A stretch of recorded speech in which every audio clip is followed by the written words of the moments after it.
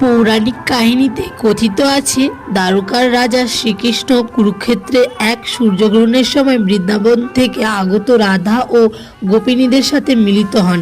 সেই মিলনের সময় ভক্তদের আকুল অনুরোধে শ্রীকৃষ্ণ, বলরাম এবং সুভদ্রা রথে আরোহণ করেন এবং ভক্তরাই আনন্দে সেই রথ টেনে নিয়ে যান। রথযাত্রা উৎসবটি মূলত সেই পবিত্র যাত্রারই স্মৃতিবাহী। আষাঢ় মাসে রথযাত্রা উৎসব উপলক্ষে পশ্চিমবঙ্গের বিভিন্ন স্থানে, বিশেষ করে হুগলির শ্রীরামপুরে অবস্থিত ঐতিহাসিক মাহেশের রথের মেলা খুব বিখ্যাত। এই মেলাগুলি রথের দিন থেকে শুরু করে প্রায় 1 মাস পর্যন্ত স্থায়ী হয়। শরৎ সদনে কিন্তু শুরু হয়ে গেছে রথের মেলা। এই মেলা শুরু হয়েছে কিন্তু 16 জুলাই থেকে। হাওড়া ময়দান রথ মেলা, শরৎ সদন গার্ডেনের কিছু সুন্দর মুহূর্ত আপনাদের জন্য।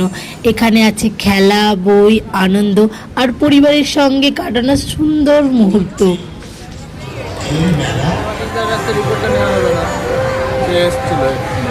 আজকে তো দেবে না রিপোর্ট?